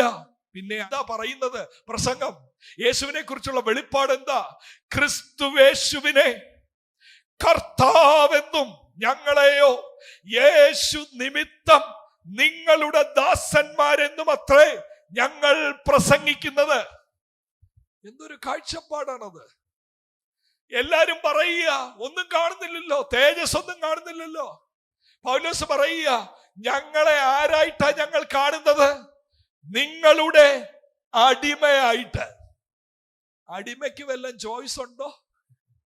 യേശു കർത്താവിനെ കുറിച്ചുള്ള തന്റെ വെളിപ്പാട് ഒന്ന്, ദൈവപ്രതിമയായ ക്രിസ്തുവാണിത്, തേജസ്സുള്ള സുവിശേഷമാണിത്. രണ്ടാമത് പറയുന്നു, ഈ യേശു കേവലം ഫ്രണ്ട് അല്ല, കേവലം ബ്രൈഡ് ഗ്രൂം അല്ല, ഹി ഈസ് ലോർഡ്. അവൻ കർത്താവാണ്. ഞങ്ങൾ നിങ്ങളുടെ അടിമയാണ് ക്രിസ്തു നിമിത്തം. അപ്പം പുറമോടി ഇളകിപ്പോയാൽ അതിന്റെ ഉത്തരവാദിത്വം ആരുടേതാ? കർത്തൃത്വം നടത്തുന്ന ആളിനറിയാം എന്ത് അനുവദിക്കണമെന്ന് നമ്മുടെ ജീവിതത്തിൽ. നമ്മളാരും തിരഞ്ഞെടുക്കുന്നതല്ല കഷ്ടത. നമുക്കാർക്കും കഷ്ടത ഇഷ്ടമല്ല. എനിക്കും ഇഷ്ടമല്ല, നിങ്ങൾക്കും ഇഷ്ടമല്ല. ആർക്കെങ്കിലും ഇഷ്ടമാണോ കണ്ണുനീർ? നമുക്ക് ഇഷ്ടമല്ല. നമ്മൾ പരമാവധി ഇതൊക്കെ ഒഴിവാക്കാൻ നോക്കും. ടിം കെല്ലർ എന്ന് പറഞ്ഞ പ്രസിദ്ധനായ ഒരു പാസ്റ്റർ പറഞ്ഞൊരു വാചകം ഞാൻ ഓർത്തു പോവുകയാണ്. താൻ പറഞ്ഞത് ഇങ്ങനെയാണ്: no matter how hard you work hard, വളരെ കഠിനാധ്വാനം ചെയ്തിട്ട് you try and make your life comfortable, ജീവിതം സുരക്ഷിതമാക്കാൻ വേണ്ടി, ജീവിതം സൗഭാഗ്യമുള്ളതാക്കാൻ വേണ്ടി കഠിനാധ്വാനം ചെയ്ത് എത്ര ശ്രമിച്ചാലും something will inevitably ruin it. ഈ സുരക്ഷിതത്വം, ഈ സൗന്ദര്യം, ഈ അസറ്റുകളെല്ലാം അധികം താമസിക്കാതെ എന്തെങ്കിലും, ചിലപ്പോൾ രോഗമായിരിക്കാം, ചിലപ്പോൾ വേറെ എന്തെങ്കിലും ആയിരിക്കാം, ഇന്ന് ഈ ഭൗമികമായിട്ടുള്ളതിനെ എല്ലാം നശിക്കപ്പെടും, നഷ്ടമാകും. അതിന്റെ നടുവിൽ കർത്തൃത്വം നടത്തുന്ന യേശു നമ്മുടെ പടകിലുണ്ടെങ്കിൽ, പാട്ടുകാരൻ പറഞ്ഞതുപോലെ എന്നെ തകർത്തിയിടാൻ താതൻ ഇഷ്ടമെങ്കിൽ തന്റെ ഹിതം എന്നിൽ സമ്പൂർണമാകട്ടെ. കാരണം ഞാൻ ഒരു അടിമ മാത്രമാണ്, യേശുവാണ് എന്റെ കർത്താവ്. മറ്റൊരു സുവിശേഷത്തിൽ എന്തോ ഇല്ല, യേശുവിന്റെ കർത്തൃത്വം ഇല്ല. മറ്റൊരു സുവിശേഷത്തിൽ സുവിശേഷത്തിന്റെ തേജസ് ഇല്ല. അത് ഭൗമികമായ കാര്യമാണ്. യഥാർത്ഥ സുവിശേഷത്തിൽ, സത്യ വെളിപ്പാടിൽ സുവിശേഷം തേജസ്സുള്ളതാ, ഘനമുള്ളതാ. മാത്രമല്ല അവിടെ യേശുവിന്റെ കർത്തൃത്വമുണ്ട്. മൂന്നാമതായി, ഈ ക്രൈസിസിൽ, പ്രശ്നത്തിലെ വാസ്തവത്തിൽ വെളിപ്പാടുകൾ കൂടേണ്ടത് ഭക്തന്. 6-ാം വാക്യത്തിൽ താൻ പറയുന്ന വാക്യം നിങ്ങൾ ശ്രദ്ധിച്ചോ? യേശുവിനെ കുറിച്ചുള്ള മൂന്നാമത്തെ വെളിപ്പാട് താൻ പറയുന്നത്, ഇരുട്ടിൽ നിന്ന് വെളിച്ചം പ്രകാശിക്കണമെന്ന് അരുളി ചെയ്ത ദൈവം. അടുത്ത വാക്ക്, യേശു കർത്താവ് ആരാ? ദൈവപ്രതിമ മാത്രമല്ല, കർത്താവ് മാത്രമല്ല. മൂന്നാമത്തെ വെളിപ്പാട് പറയുന്നു 6-ാം വാക്യത്തിൽ, യേശു ക്രിസ്തുവിന്റെ മുഖത്തുള്ള ദൈവ തേജസ്സിന്റെ പരിജ്ഞാനം വിളങ്ങണം. യേശു കർത്താവിന്റെ മുഖത്ത് എന്തോ ഉണ്ടെന്ന് പറയുന്നു? ദൈവ തേജസ്സിന്റെ പരിജ്ഞാനം. എന്താ ഈ വാക്കിന്റെ അർത്ഥം ദൈവമക്കളെ? പൗലോസ് പറയുക, നിങ്ങൾ നോക്കിയിട്ട് എന്നിൽ ശോഭയൊന്നും കാണുന്നില്ല, തേജസ്സൊന്നും കാണുന്നില്ല, പക്ഷെ ഞാൻ ഒരാളിൽ കാണുന്നുണ്ട് തേജസ്. ആരില്ല? യേശു കർത്താവിന്റെ മുഖത്ത് ദൈവ തേജസ്സിന്റെ പരിജ്ഞാനം ശോഭിക്കുന്നതായി ഞാൻ കാണുന്നുണ്ട്. കഷ്ടത്തിന്റെ നടുവിൽ നമ്മളിലേക്ക് നമ്മൾ നോക്കിയാൽ എന്തോ പറ്റും? അധൈര്യപ്പെട്ടു പോകും. കഷ്ടത്തിന്റെ നടുവിൽ, വിവാഹം താമസിക്കുമ്പോൾ, വിവാഹം കഴിഞ്ഞ് കുഞ്ഞുങ്ങളില്ലാതെ വരുമ്പോ, പൊടുന്നനെ ജോലി പോകുമ്പോ, സാമ്പത്തികമായി മറ്റ് സാഹചര്യങ്ങളുടെ പ്രശ്നത്തിൽ നമ്മൾ അത് തന്നെ ചിന്തിച്ചോണ്ടിരുന്നാൽ എന്തോ പറ്റും? വലിയ ക്രൈസിസ് ഉണ്ടാവും. ചിലപ്പോൾ ആങ്സൈറ്റി ആയിരിക്കാം, ഡിപ്രഷൻ ആയിരിക്കാം, ഉറങ്ങാനൊക്കാത്ത അവസ്ഥ വരും, അസംബന്ധമായ കാര്യം വിളിച്ചു പറയാൻ തുടങ്ങും, എല്ലാവരോടും ദേഷ്യം വരും, പ്രഷർ കൂടും, പല പ്രശ്നങ്ങളും ഉണ്ടാകും. എന്നാൽ ദൈവഭക്തനെ ദൈവം വിളിക്കുന്നത് എന്തിനാണ്? ക്ലേശത്തിന്റെ നടുവിൽ കൂടാരം ഇളകുന്ന സമയത്ത്, ഭൗമികമായ കൂടാരം ഇളകുമ്പോ, പുറമേയുള്ള മനുഷ്യൻ ക്ഷയിക്കുമ്പോ, മൺപാത്രം ഉടയുന്ന സമയത്ത് ഒറ്റ നോട്ടം എങ്ങോട്ട്? യേശുവിന്റെ മുഖത്ത് ദൈവ തേജസ്സിന്റെ പരിജ്ഞാനം വിളങ്ങുന്നു എന്ന് പറഞ്ഞാൽ അതിന്റെ അർത്ഥം എന്താ? യേശു കർത്താവിന്റെ മുഖം എന്ന് പറഞ്ഞാൽ അതിന്റെ അർത്ഥം എന്താ? മുഖം നമ്മൾ പ്രദർശിപ്പിക്കുന്നതാണ്, അല്ലേ? യേശു കർത്താവിന്റെ മുഖം എന്നതുകൊണ്ട് അർത്ഥമാക്കുന്നത് യേശുവിന്റെ ജഡ-അവതാരം. യേശു ഇറങ്ങി വന്നത് മനുഷ്യന്റെ വേഷത്തിൽ വന്നില്ലേ? മനുഷ്യർക്കെല്ലാം കാണാവുന്ന പോലെ വന്നില്ലേ? ഒരു മുഖം കാണുന്നത് പോലെ കണ്ടില്ലേ? പലസ്തീനിലൂടെ നടക്കുന്ന യേശുവിന്റെ ശോഭ എന്ന് പറഞ്ഞാൽ എന്താ? ഈ ഫേസിന് ചുറ്റും ബൾബ് മിന്നുകയായിരുന്നോ? അല്ല. പിന്നെ എന്താ? യേശുവിന്റെ മുഖത്തുള്ള ദൈവ തേജസ്സിന്റെ പരിജ്ഞാനം എന്താ? ഈ ഇറങ്ങി വന്ന ഒരു പരിജ്ഞാനമുണ്ടല്ലോ. ഏത് പരിജ്ഞാനം? അത് പറയാൻ വാക്കുകൾക്ക് പരിമിതി ഉള്ളത് കൊണ്ട് ഞാനൊരു പാട്ടിന്റെ വരി നിങ്ങളോട് പറയാം, ഈ ആശയം ഒന്ന് കൈമാറാൻ. യേശുവിന്റെ ജഡ-അവതാരത്തെ വിവരിക്കുന്ന ചെറു എന്ന് പറഞ്ഞ കർത്തൃദാസൻ എഴുതിയ പാട്ട്, ഇത്തരയിൽ എന്നെ ഇത്രമേൽ സ്നേഹിപ്പാൻ എന്തുള്ളു ഞാൻ അപ്പനെ, നിന്റെ ഉദ്ധാരണത്തെ ഞാൻ ഓർത്തു ദിനം പ്രതി സന്തോഷിക്കുന്ന അത്യന്തം. ഏതാ യേശു കർത്താവിന്റെ മുഖത്തുള്ള ദൈവ തേജസ്സിന്റെ പരിജ്ഞാനം എന്നറിയാമോ? നമ്മളെ സ്നേഹിച്ച് സ്വന്തം കാര്യങ്ങളെ വിട്ട് മനുഷ്യന്റെ വേഷത്തിൽ ഇറങ്ങി വന്ന ആ സൗന്ദര്യം, ആ ദൈവത്തിന്റെ മനസ്സലിവ്, ആ ദൈവത്തിന്റെ കരുണ, അതാണ് ഞാൻ യേശുവിൽ കാണുന്നതെന്ന്. പാട്ടിന്റെ വരി ഇങ്ങനെയാ: പുത്രന്റെ സ്നേഹത്തെ കുരിശിന്മേൽ കാണുമ്പോൾ ശത്രുഭയം തീരുന്നു, എന്നെ മിത്രമാക്കിയിടുവാൻ കാണിച്ച നിൻ കൃപ എത്ര മനോഹരമേ. എന്താ യേശു കർത്താവിന്റെ മുഖത്തുള്ള ദൈവ തേജസ്സിന്റെ പരിജ്ഞാനം? എന്നെ മിത്രമാക്കിടാൻ പുത്രനെ തകർത്ത ദൈവ സ്നേഹത്തിന്റെ പരിജ്ഞാനം, അതിന്റെ ശോഭ യേശുവിന്റെ മുഖത്ത് ഞാൻ കാണുന്നു. ശത്രുവാം എന്നെ നിൻ പുത്രനാക്കിയിടുവാൻ പുത്രനെ തന്നല്ലോ നീ ദേവാ. ഇത്ര മഹാസ്നേഹം ഇത്രയിൽ ഒരു മർത്യനുമില്ല ദൃഢം. നിങ്ങളെ ഏറ്റവും കൂടുതൽ സ്നേഹിക്കുന്നത് നിങ്ങളുടെ ഭർത്താവല്ല, നിങ്ങളെ ഏറ്റവും കൂടുതൽ സ്നേഹിക്കുന്നത് നിങ്ങളുടെ മകളല്ല. ഇത്തരയിൽ ഇത്രയും സ്നേഹിക്കാനായി മറ്റാരെയും കാണുന്നില്ല. മനുഷ്യന്റെ വേഷത്തിൽ വന്ന യേശുവിന്റെ മുഖത്തുള്ള ദൈവ തേജസ്സിന്റെ പരിജ്ഞാനം എന്ന് പറയുമ്പോ അത് സ്നേഹത്തിന്റെ ആഴമാണ് ഇവിടെ പൗലോസ് പറയുന്നത്. അതുകൊണ്ടല്ലേ പാട്ടുകാരൻ പറയുന്നത്, ക്ലേശത്തിന്റെ നടുവിൽ നിൻ മുഖകാന്തിയൻ മ്ലാനത നീക്കും, നിൻ മധുരാമൃത വചനം ഖിന്നതയാകവെ പോക്കും. ഇതനുഭവിച്ചവരുണ്ടോ എന്റെ മുമ്പിൽ? ക്ഷീണത്തിന്റെ നിമിഷങ്ങളിൽ, സാഹചര്യം ഇളകുന്ന സമയത്ത് ഒറ്റ നോട്ടം എന്നെ സ്നേഹിച്ച യേശു, എന്നെ കരുണ കാണിച്ച യേശു, എന്റെ ഭവനത്തോട് മനസ്സലിഞ്ഞ യേശു. ഇതളക്കുവാൻ സമ്പത്തിന് കഴിയത്തില്ല. ഈ സ്നേഹത്തെ അളക്കുവാൻ ലോകത്തിലുള്ള ഭൗതികതയ്ക്ക് കഴിയത്തില്ല. എന്നെ രക്ഷിപ്പാൻ ഇറങ്ങി വന്ന ഉന്നതനായ യേശുവിന്റെ ആ സൗന്ദര്യം, ആ സൗന്ദര്യം എന്ന് പറയുമ്പോ ആ മനസ്സലിവ്, ആ കരുണ, അഗാധമായ ലവ് ഓഫ് ഗാഡ്. അതുകൊണ്ടാ പാട്ടുകാരൊക്കെ എൻ പ്രിയനെ പോൽ. എന്താ യേശുവിന്റെ സൗന്ദര്യം? മുഖത്തുള്ള ദൈവ തേജസ്സിന്റെ പരിജ്ഞാനം. എന്തുവാ അത്? എൻ പ്രിയനെ പോൽ സുന്ദരനായി ആരെയും ഞാൻ ഉലകിൽ. എന്താ സൗന്ദര്യം? എന്നെ സ്നേഹിപ്പാൻ ഇറങ്ങി വന്ന സ്നേഹത്തിന്റെ സൗന്ദര്യമാണ്.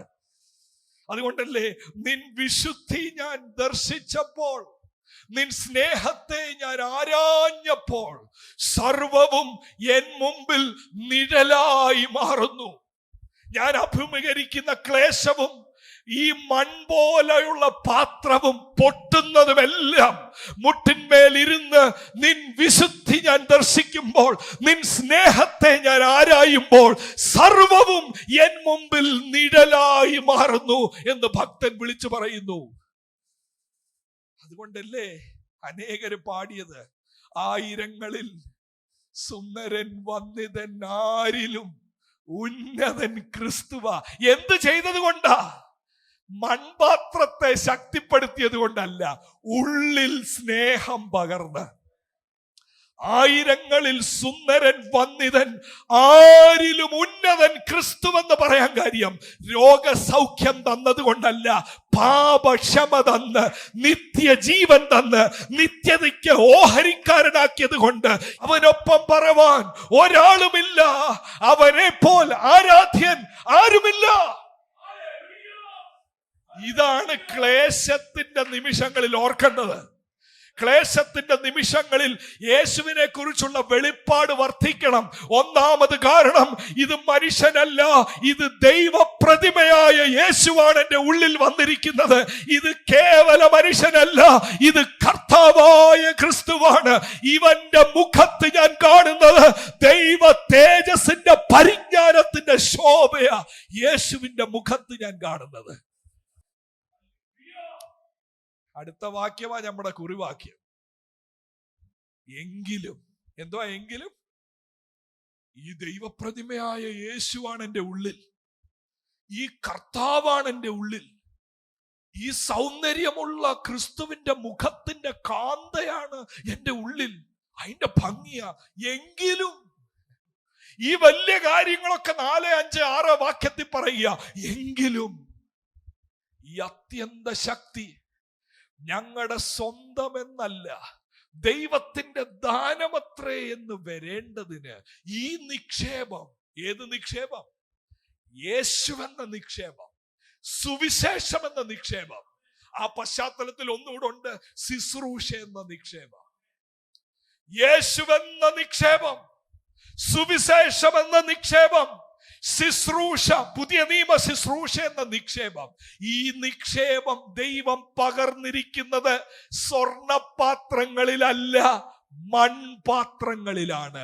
എങ്കിലും ഈ നിക്ഷേപം മൺപാത്രങ്ങളിലാണ്. എന്താ മൺപാത്രത്തിന്റെ പ്രത്യേകത? അത് മനസ്സിലാക്കാൻ വേണ്ടി ഒരു കാര്യം കൂടെ പറഞ്ഞ് നമുക്ക് ഒരുമിച്ച് പ്രാർത്ഥിക്കാം. ഇങ്ങനെയാണ് ബ്രിട്ടനിലെ സർ ഒലിവർ ഫ്രാങ്ക്സ് എന്ന് പറഞ്ഞ വ്യക്തി ബ്രിട്ടീഷ് അംബാസിഡർ ആയിരുന്നു അമേരിക്കയിലേക്കുള്ള.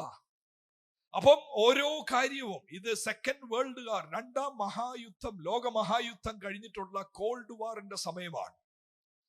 ബ്രിട്ടനും US തമ്മിലുള്ള ടെൻഷൻ നിലനിർത്തുമ്പോൾ ബ്രിട്ടനിലെ അംബാസിഡർ US വാഷിംഗ്ടണിൽ താമസിക്കുന്നു.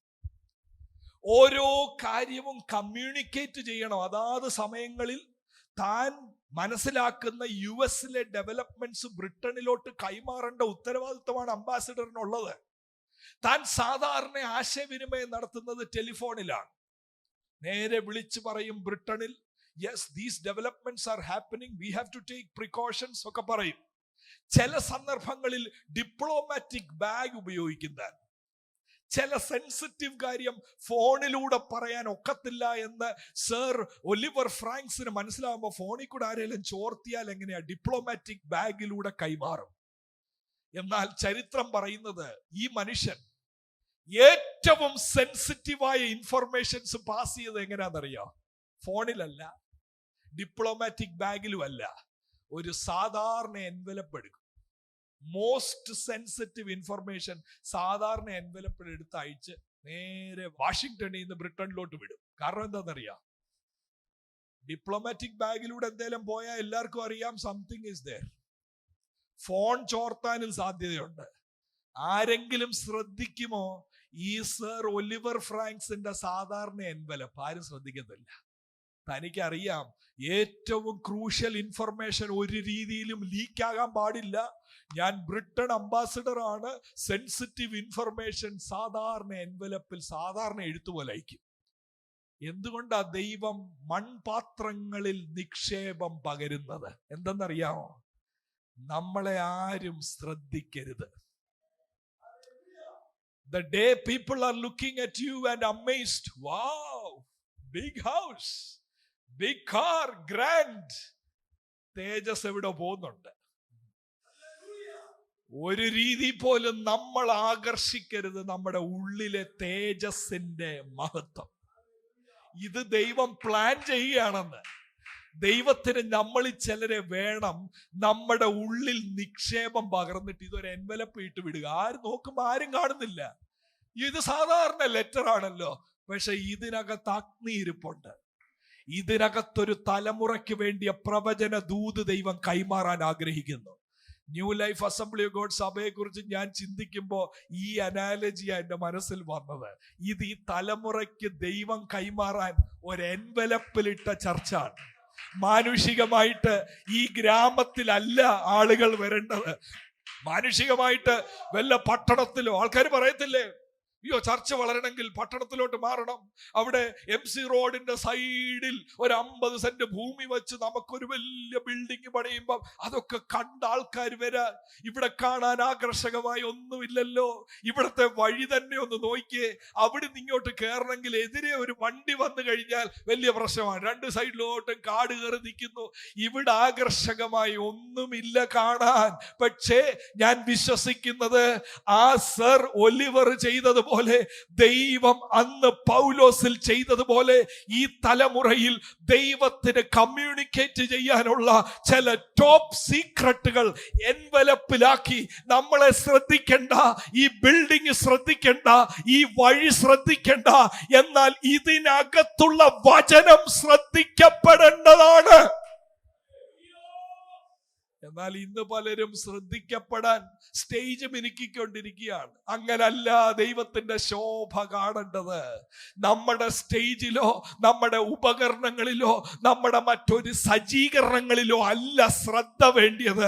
ഈ നിക്ഷേപം മൺപാത്രങ്ങളിൽ എന്ന് പറഞ്ഞാൽ ഉടഞ്ഞു പോകാൻ സാധ്യതയുള്ളത്, ആകർഷകമല്ലാത്തത്, കണ്ടാൽ പിന്നൊന്നും നോക്കിന്ന് വരത്തില്ല. പക്ഷേ ഇതിനകത്ത് ദൈവം നിക്ഷേപത്തെ പകർന്നിരിക്കുന്നു. കാരണം ഒരു കാര്യമുണ്ട് കേട്ടോ, ഈ മൺപാത്രത്തിലുള്ള നിക്ഷേപത്തെ ആരെങ്കിലും കാണുമോ? മൺപാത്രം നല്ലതായിട്ട് ഇരുന്നാൽ ആരെങ്കിലും കാണുമോ? മൺപാത്രത്തിൽ നിക്ഷേപം വെച്ചുകൊണ്ട് നമ്മൾ മൺപാത്രം കൊണ്ട് നടന്നാൽ ആരെങ്കിലും കാണുമോ ഇതിനകത്തുള്ളത്?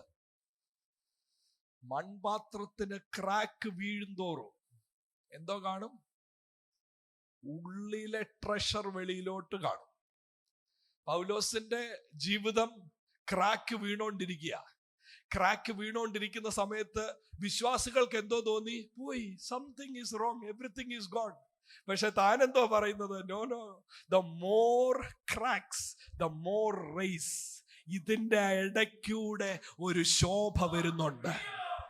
ഉടയ്ക്കപ്പെടുന്നവർ എന്നെ കേൾക്കുന്നുണ്ടെങ്കിൽ ഉടയ്ക്കുന്നത് തകർക്കാനല്ല, ഉടയ്ക്കുന്നതിന്റെ ഇടയ്ക്ക് നിന്നിലൂടെ ദൈവത്തിന്റെ നിക്ഷേപത്തിന്റെ സ്വഭാവം മറ്റുള്ളവർ കാണിക്കാൻ വേണ്ടിയാണ്.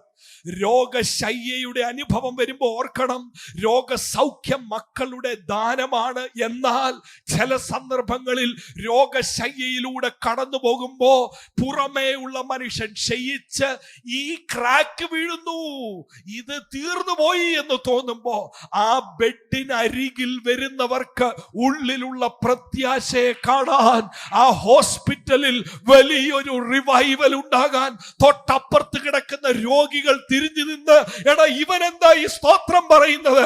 ആ സ്തോത്രം പറയുന്നത് ഒരാളുടെ മുഖം കണ്ടത് കൊണ്ടാ. യേശുവിന്റെ മുഖത്തുള്ള ദൈവ തേജസ്സിന്റെ ആ ശോഭ കാണുമ്പോ, ദൈവത്തിന്റെ മഹത്വം കാണുമ്പോ, ദൈവ പ്രതിമയായ യേശുവിന്റെ തേജസ്സുള്ള സുവിശേഷം ഉള്ളിൽ കയറുമ്പോ രോഗത്തിനോ പീഡനത്തിനോ മറ്റുള്ള ഒരു കാര്യത്തിനോ ഇതിന്റെ ശോഭയെ കെടുത്താൻ കഴിയുകയില്ല. അവസാനത്തെ ഒരു ചിന്തയും കൂടെ ഞാൻ പറയാം. സാധാരണ നമ്മളെ ഈ മൺപാത്രങ്ങളും അല്ലാത്ത പാത്രങ്ങളും ഒക്കെ ഉപയോഗിക്കുന്നത് ഉള്ളിലുള്ള നിക്ഷേപത്തെ സൂക്ഷിക്കാനല്ലേ. നമ്മളൊരു കാര്യം വാങ്ങിച്ചുകൊണ്ട് വന്ന് പെട്ടെന്ന് ഇട്ടുവെക്കത്തില്ലേ, സൂക്ഷിക്കാൻ. പക്ഷെ നമുക്ക് സൂക്ഷിക്കാൻ ഒക്കുന്നതാണോ ഈ സാധനം? ഇതെന്റെ സൗഖ്യത്തിൽ സൂക്ഷിക്കപ്പെടുന്നതാണോ നിക്ഷേപം? അല്ല. എന്റെ ആരോഗ്യം പോയാലും ഇതിന് വല്ല പ്രശ്നം വരുമോ? നത്തിങ്.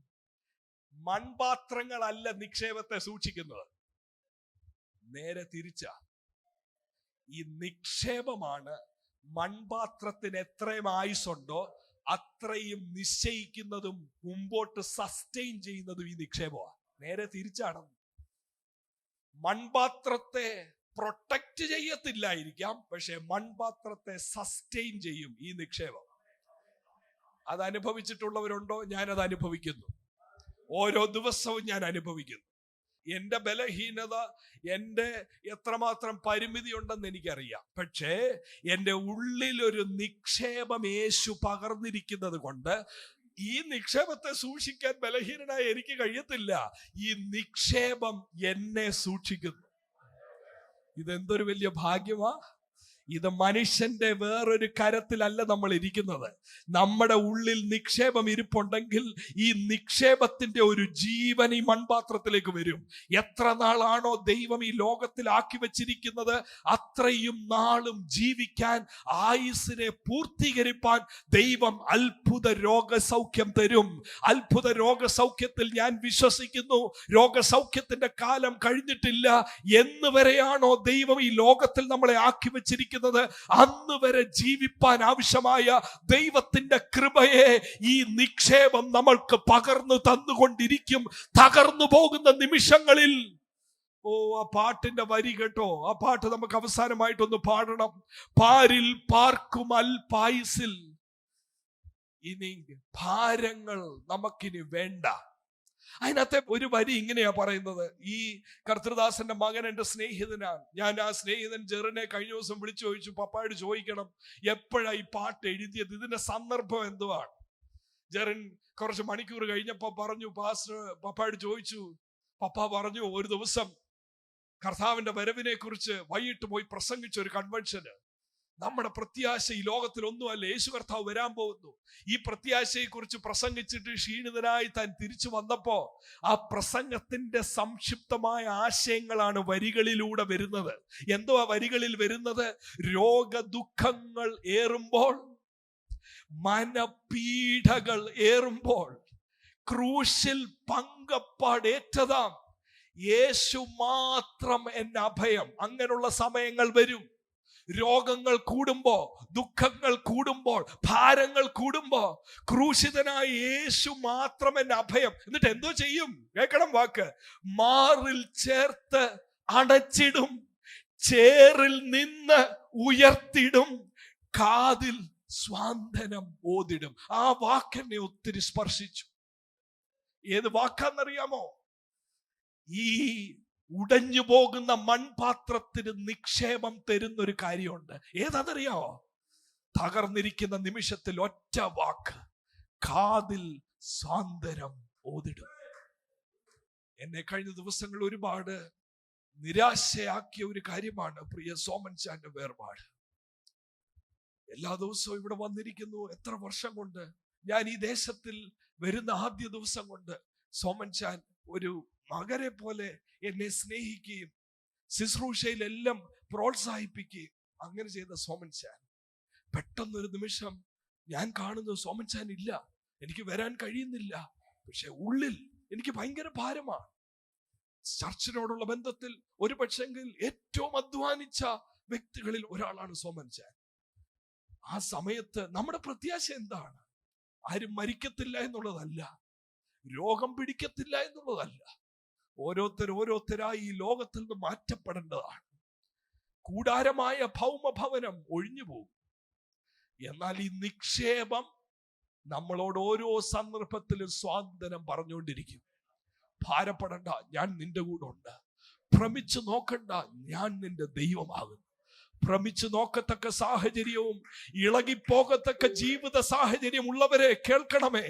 ഈ പാരിലെ അൽപായുസിൽ ഭാരങ്ങൾ ഇനി നമുക്ക് വേണ്ട. കാരണം ഞാൻ എൻ പാദങ്ങൾ വെച്ചിടും. എവിടെ വെക്കുന്നത്?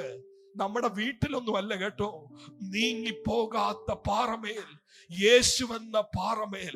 ഈ പ്രത്യാശയുള്ളവർ നമുക്ക് ഒരുമിച്ച് എഴുന്നേറ്റ് നിന്ന് ഈ ഗാനത്തിന്റെ വരികൾ ഒന്ന് ചേർന്ന് പാടാം.